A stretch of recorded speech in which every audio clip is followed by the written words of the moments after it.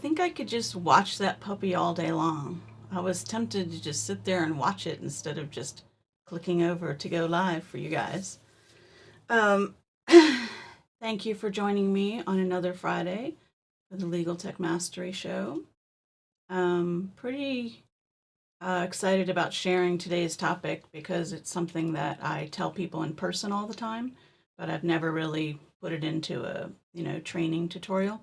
So today's question is on topic to what I'm teaching today, but I was curious if we could all share. Do you have one tip that you have for learning new technology, something that works for you or has worked for you in the past? Kathleen is here, Victoria is here, Unkit is here, Wade is here. So you guys let me know if you have one tip that you would tell somebody else for being successful at learning technology. This is any technology. I mean, it's mostly going to be software related, but any technology. Let's see. Okay, everything looks good. Let's get me. Yep. So I'm trying something new with my software. Let's see how it goes. I'm always trying to take baby steps with this live streaming thing and try and, try new technology, new features of the software, I should say.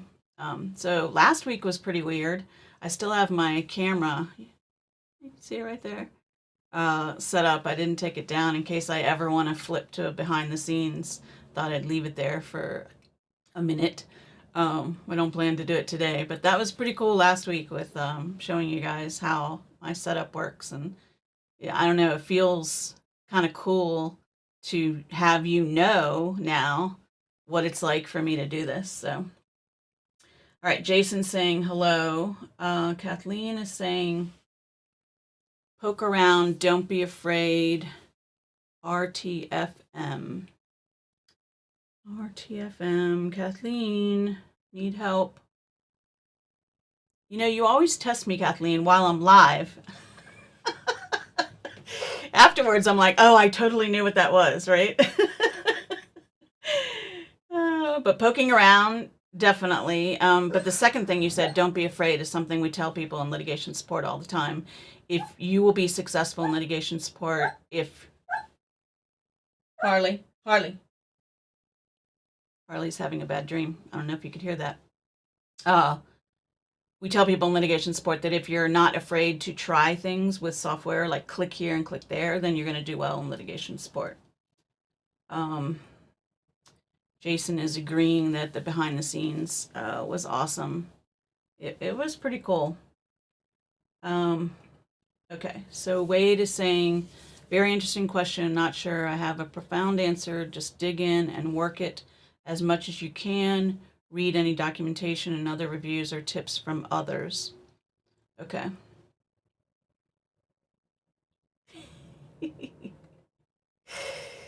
Oh, Wade says Harley was trying to tell me what the acronym stands for, but here's Kathleen to the rescue.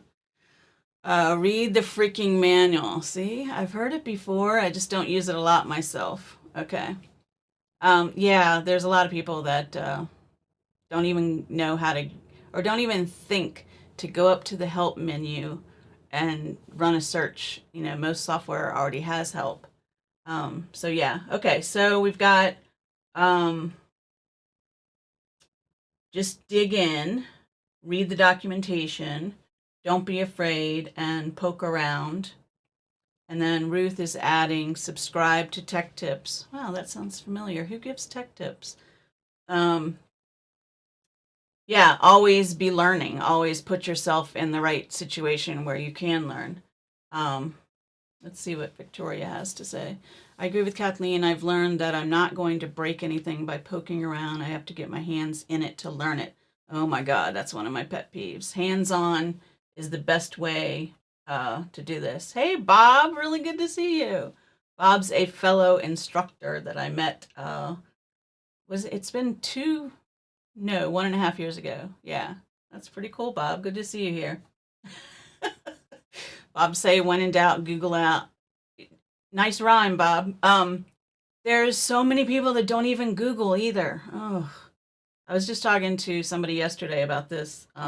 He was frustrated. He'd spent 3 hours trying to learn something, and he finally asked me for my help. But in the conversation, he was saying, I'm one of those people that will try everything I can, and when I finally get stuck, I'll ask for help. And I'm the same way.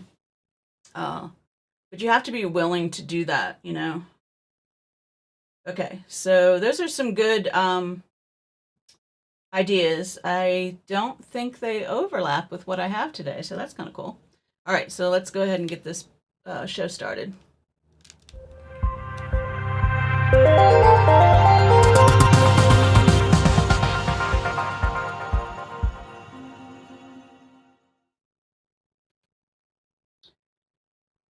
Welcome to the Legal Tech Mastery Show. My name is Amy Bowser-Rollins, and we are here every Friday to share knowledge about legal technology, give or take some other things in the legal industry, give or take technology in general, regardless of the legal industry. But we are here to share knowledge for the most part. All right, so what I'm going to do first is shift me a little bit to the right because I can. No, actually, I need to. Okay, so the first thing I want to share with you is this concept of, and for anybody who's trained people before, they'll totally get this, but this concept of what's in it for me. So the first thing you need before you start learning technology is you need motivation to do it, right? So if you've been a trainer where you've tried to train a group of people, so in my case, I was a legal trainer for a while, and I would try to train attorneys, and other people in the firm, but attorneys specifically never wanted to show up for training. So you had to make it so that something was in it for them. But basically, when you start to learn something, are you doing it for yourself or are you doing it for someone else? Because if someone's making you do it, then you're going to be less successful because you're not doing it for yourself. You have to be motivated to do it for you and you only. At least that's one of the success things I have for you today. Pat is in the house. Hi, Pat. Pat, I'm sure you would agree with what I just said about, training attorneys, and having them, what's in it for me. Even if you walk into their office and they asked for help, you walk into their office and they still don't want to take the time to let you show them something.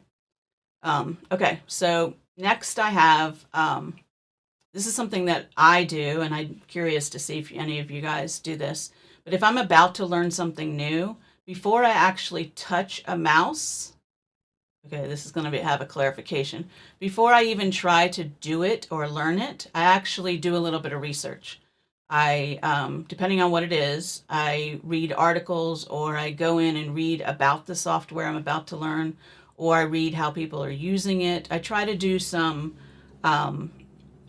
research on the concepts of what I'm about to learn and why I need to learn it, okay, if that makes sense. All right, Pat's saying she agrees with me with what I just said before. Okay, so the first thing is, the examples here, you wouldn't just jump in to play chess unless you learn how to play chess, learn how it works, right? And you wouldn't hopefully jump into the water without knowing how to swim first, okay? So those are the two graphical visuals for you guys. All right, so the next thing is context. So it's really difficult to learn a new piece of software if you have no idea the context in which it's used. So this example is, doing a puzzle. If you didn't even know what the puzzle was supposed to make, it would be really hard to do it. Whereas the other example is, at least when you see those pieces with the right angles, you know that it's going to be an edge, right?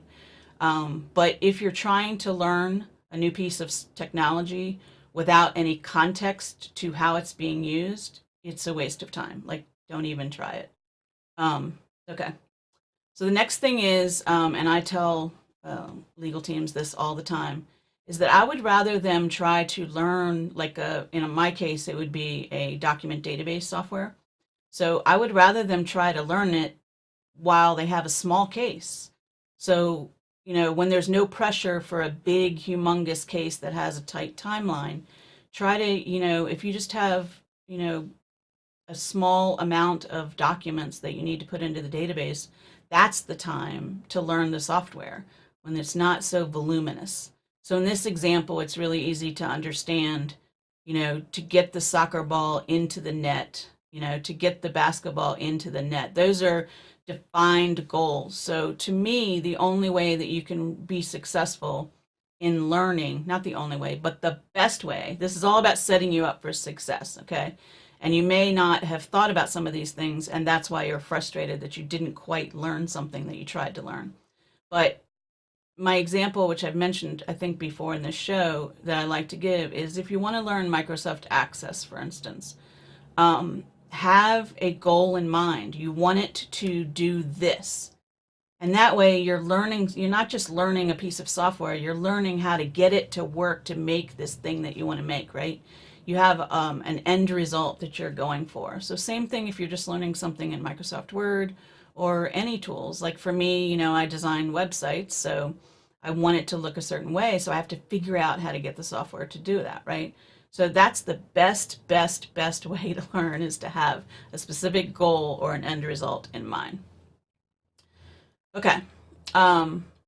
This is something that I sort of mentioned earlier, but starting small, I use the term baby steps a lot.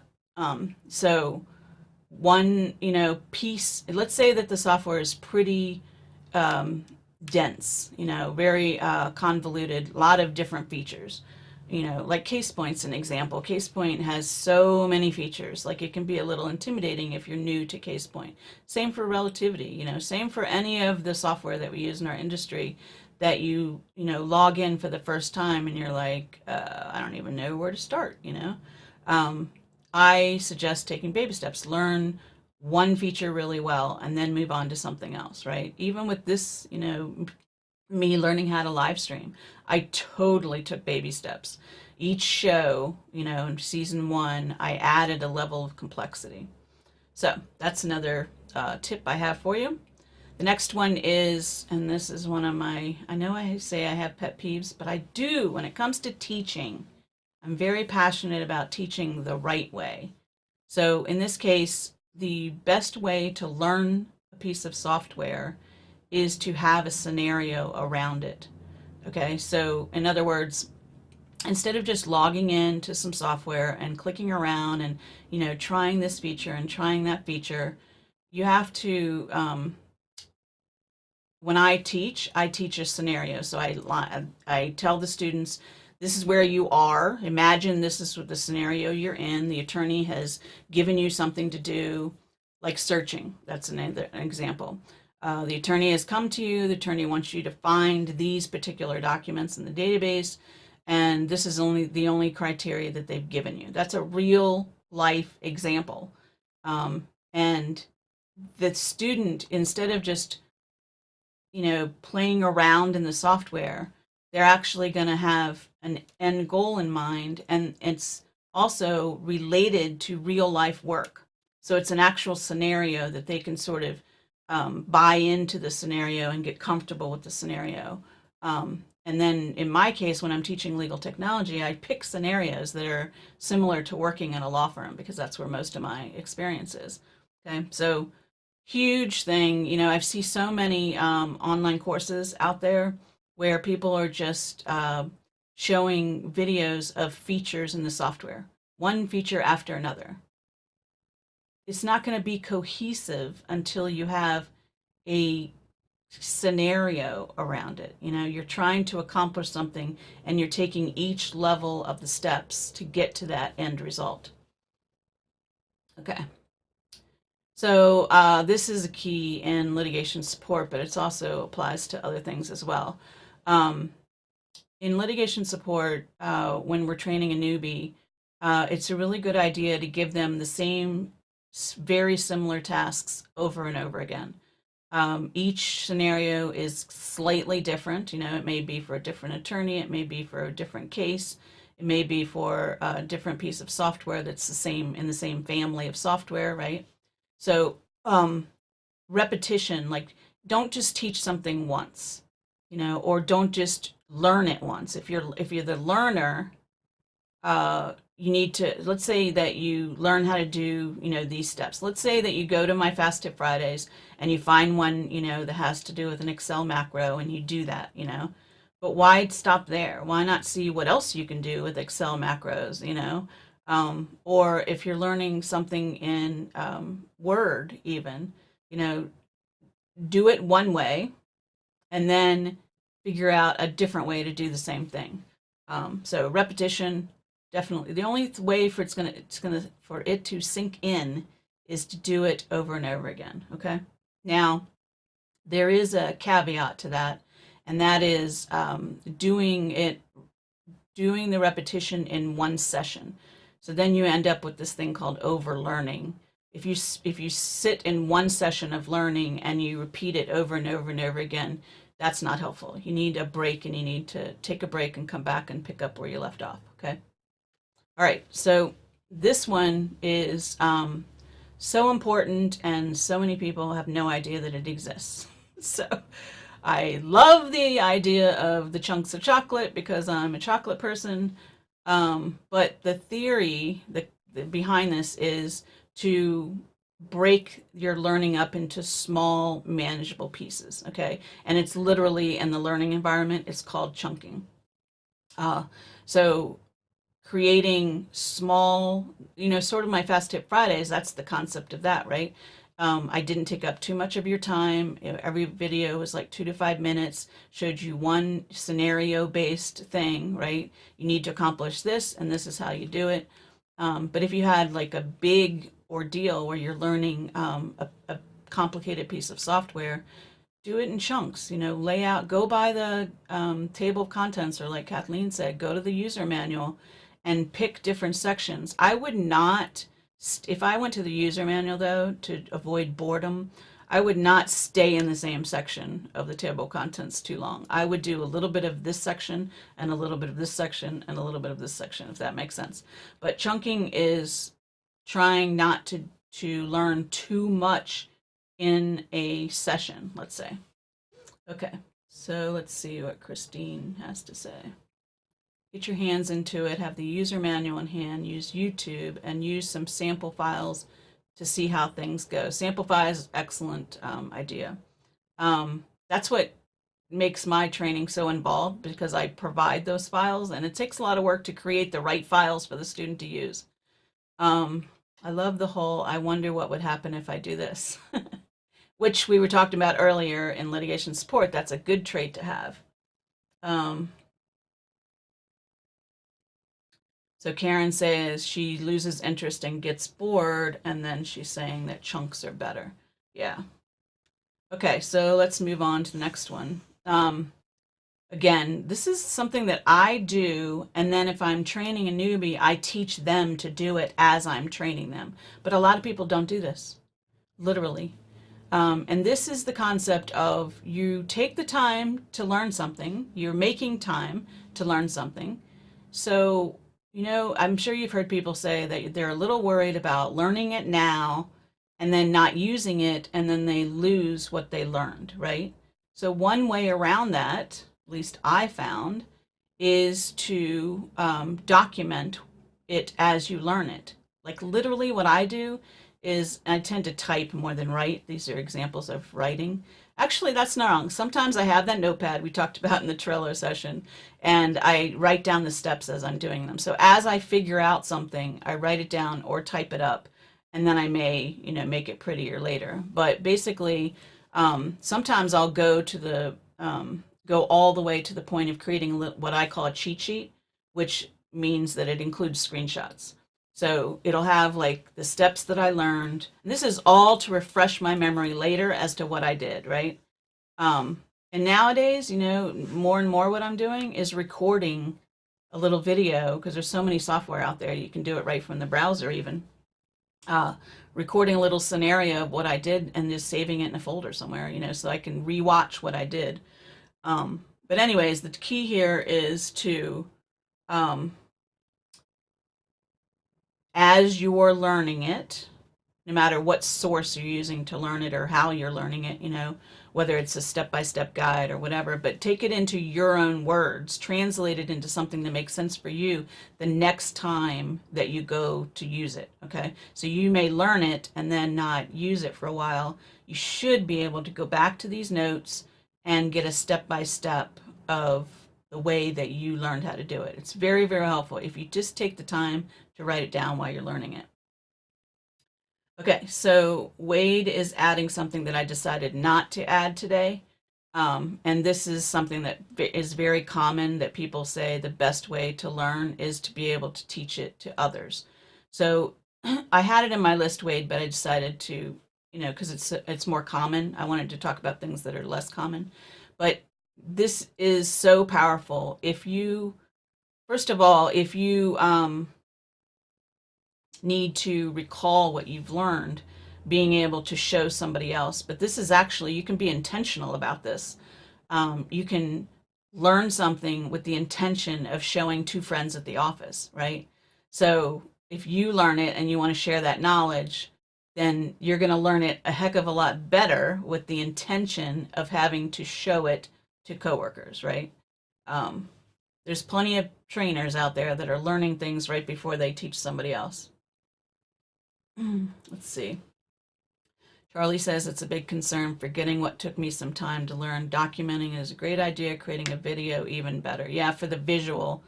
I'm working with Unkit. He's here today. In fact, here he is, saying that he likes the videos. So Unkit and I are documenting a new version of CasePoint right now. And I send him videos of stuff I've learned, and he started sending me videos of what he's learned, which is awesome. Very cool. He had never done videos before, and he was a little nervous, but he did a great job. It was excellent. Okay, so let's see what Wade says. Active Presenter is a good free tool to do video captures of applications. I use it often to submit trouble tickets to vendors. Active Presenter. I don't know if I've heard about that one. I have so many tools like this, Wade. You know, I have software that I've installed, and then I have I use Snagit a lot for this, and then lately I've been using Loom, and my friend Dara taught me how to use Loom. Loom has some things I don't like, so I also use Cloud App. That's another one that I have. So I switch between them depending on my mood, basically. Okay, so document as you learn. Okay, what do we got next? This is something that people, in terms of setting yourself up for success, if you are going to learn something, don't try to learn something that doesn't align well with your strengths. Okay, if you struggle, let's say that you're learning Access, but you don't understand databases to begin with, you know, that's a little struggle for you, right? Or if you're trying to learn, you know, I can't come up with examples on the fly usually. I have to document them before I train. But you get my idea. So don't set yourself up for failure by trying to do something that you don't even have the basic foundation to learn, okay?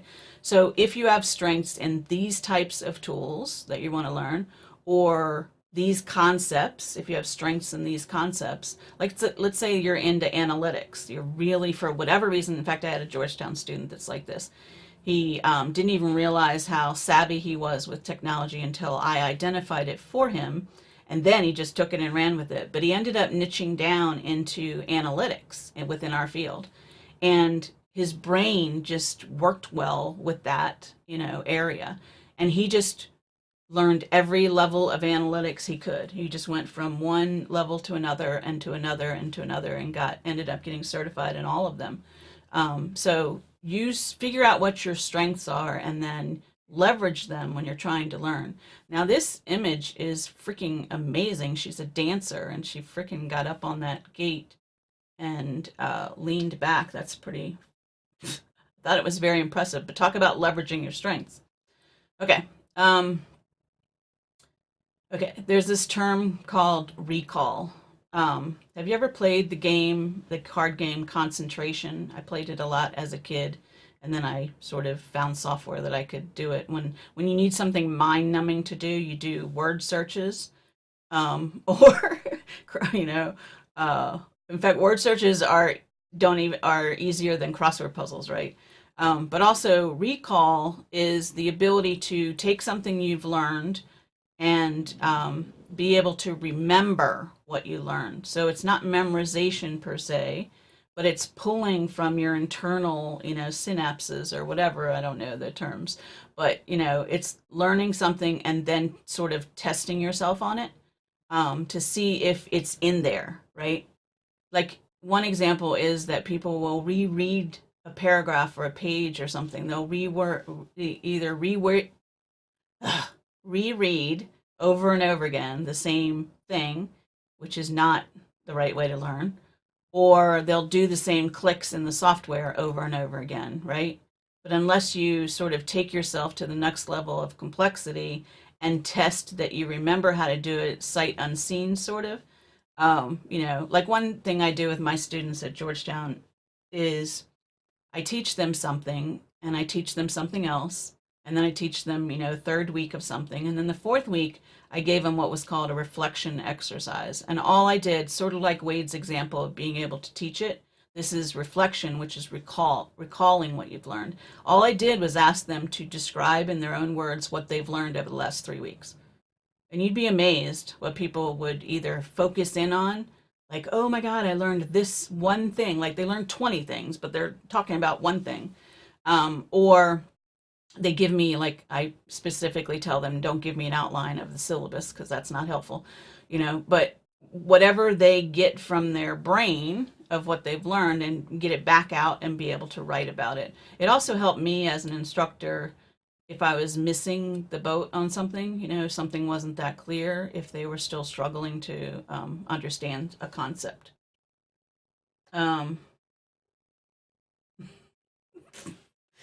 Aaron saying, keep Alzheimer's at bay, learn an unknown subject. Yep, my husband talks a lot about that, about, we're getting older and we need to actually do things that keep us on our toes and work our brains a little bit more. He's always playing games on his iPad to try and do stuff like that.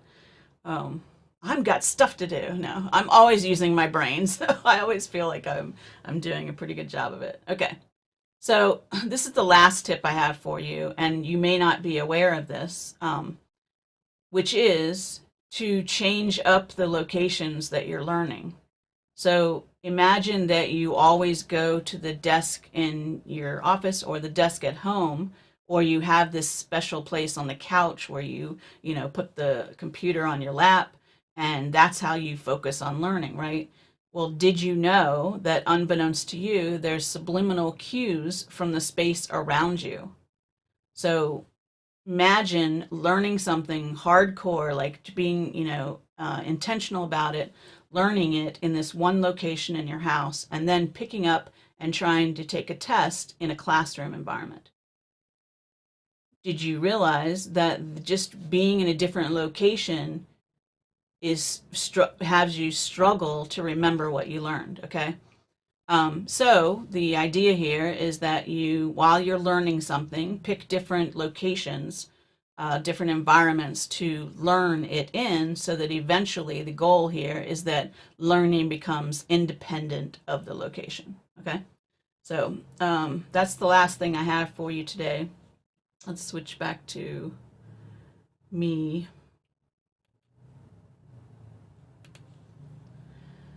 And let's take this off. All right, so I'll wait a couple of seconds to let Karen saying that's a good way, and keep it interesting. Yep. I don't know. I didn't even know it was a thing till I knew it was a thing, but then I realized that I sort of do it naturally because I get bored, or just tired of the same scenery. So if I'm intentionally trying to learn something, I actually mix up my, I mix up my, push the wrong button, mix up where I'm learning. So I'll either go to a coffee shop or a different coffee shop or a different location in my house. Sometimes I spend hours and hours trying to learn something at my desk in my home office, and then I switch to my couch, with my computer on my coffee table or my lap, something just to switch it up. It does give you that, fresh outlook on things. All right, so I don't see any other questions coming in or comments, so I will let you guys go. It's a shorter show, but that's okay. All right, so I want to thank you for showing up today. And as I said before, I'm trying to line up some guests. My friends are busy, so I've been asking some people and getting dates on the calendar has been a little tricky because people are busy, but I still have plenty of people I haven't even asked yet. So, all right, so I want to wish you a good weekend because today's Friday, and I want to thank you for being here, and I will see you guys next Friday.